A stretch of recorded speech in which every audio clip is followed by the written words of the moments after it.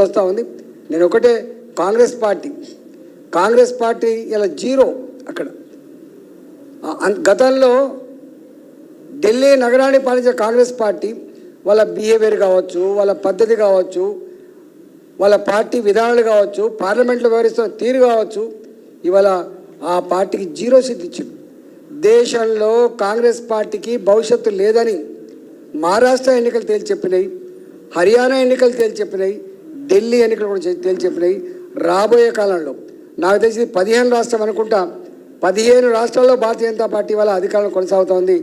రాబోయే కాలంలో మోడీ నాయకత్వంలోనే ఇవాళ భారతదేశం సమగ్రమైన అభివృద్ధి జరుగుతుందని, అన్ని వర్గాల ప్రజలకు, అన్ని ప్రాంతాల ప్రజలకు మేలు చేయగలిగే, అభివృద్ధి చేయగలిగినటువంటి సత్తా, శక్తి, ప్లాన్, కమిట్మెంట్ మోడీ గారికి మాత్రమే ఉంది, భారతీయ జనతా పార్టీకి మాత్రమే ఉందని చెప్పి ప్రజలు భావిస్తున్నారు. కాబట్టి ఇవాళ ఈ రిజల్ట్స్ వస్తూ ఉన్నాయి.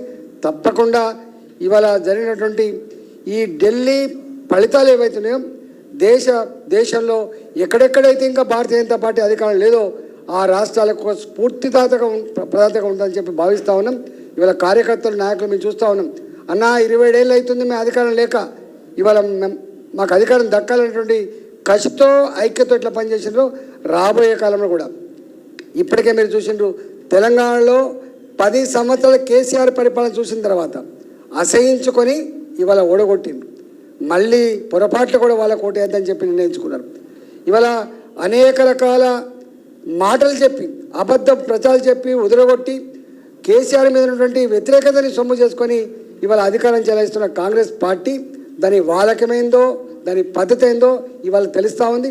ఒక్క మాటలో చెప్పాలంటే అతి తక్కువ కాలంలో ప్రజల చేత చీకొట్టించుకోని నాయకుడు రేవంత్ రెడ్డి గారు ఇవాళ ప్రజల చేతిలో ఇవాళ అసహించుకోబడుతున్నటువంటి పార్టీ కాంగ్రెస్ పార్టీగా ఉంది. కాబట్టి రేపటి కాలంలో తప్పకుండా ఢిల్లీలో ఏ ఫలితాలు వచ్చినాయో, మహారాష్ట్రలో ఏ ఫలితాలు వచ్చినాయో, తెలంగాణ కూడా అదే ఫలితాలు రాబోతాయని చెప్పి ఈ సందర్భం తెలియజేస్తా ఉన్నాం.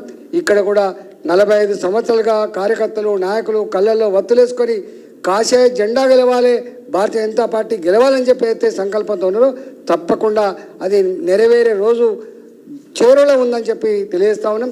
మొన్నటి ఎన్నికలు, పార్లమెంట్ ఎన్నికలలో అధికార పార్టీకి 40% ఓట్లు వస్తే భారతీయ జనతా పార్టీకి 35% ఓట్లు ఇచ్చి ఒక ప్రతిపక్ష పాత్ర అయితే మాకు ఇచ్చిండ్రో దాని ఫలితమే ఇవాళ మూసీ నది మీద జరిగినటువంటి దుర్మార్గాల మీద కొట్లాడినాం, దాని ఫలితమే లగిచర్ల మీద కొట్లాడినాం, దాని ఫలితమే ఇవాళ అసైన్మెంట్ భూములు గుంజుకున్నప్పుడు కొట్లాడినాం, దాని ఫలితమే ఇవాళ ఈ హైదరాబాద్ అడ్డాగా చేసుకొని ఏ రియల్ ఎస్టేట్ మాఫియా అయితే ప్రజల మీద దౌర్జన్యం చేస్తుందో వాళ్ళ మీద కొట్లాడుతున్నాం.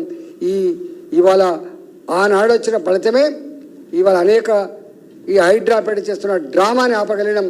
ఇవాళ ఒక్క మాట చెప్పాలంటే తెలంగాణ రాష్ట్రంలో ప్రభుత్వం చేస్తున్న దుర్మార్గాల మీద కొట్లాడగలిగేటువంటి బాధ్యత ఇచ్చిందో దాన్ని సమున్నతంగా నిలుపుతున్న పార్టీ భారతీయ జనతా పార్టీగా ఇప్పటికి ప్రజలు గుర్తించారు. అందరినీ చూసినాం. రేపు మోడీ గారి అండా కేంద్ర ప్రభుత్వ సహకారం కావాలి. ఇప్పటికే మనం చూస్తూ ఉన్నాం, గ్రామ పంచాయతీలో ఏ డెవలప్మెంట్ అయినా కూడా ఇలా కేంద్ర ప్రభుత్వం నిధులు లేకుండా డెవలప్మెంట్ లేదు. అమృత నగరాల పేట, స్మార్ట్ సిటీల పేట డబ్బులు వస్తే తప్ప నగరాలలో రోడ్లు వేసే పరిస్థితి లేదు, డైలీ కట్టే పరిస్థితి లేదు. కాబట్టి ఇవాళ ఏ రంగాన్ని చూసినా కూడా కేంద్ర ప్రభుత్వ నిధులు తప్ప ఇక్కడ వచ్చే నిధులు లేవు. కాబట్టి డెఫినెట్గా రాబోయే కాలంలో తెలంగాణ గడ్డ మీద కూడా కాషాయ జెండా భారతీయ జనతా పార్టీ గెలిపించడానికి మా కార్యకర్తలు, మా నాయకులు ఇలా దీన్ని స్ఫూర్తిగా తీసుకొని ముందుకు పోతామని చెప్పి సందర్భం తెలియజేస్తాను.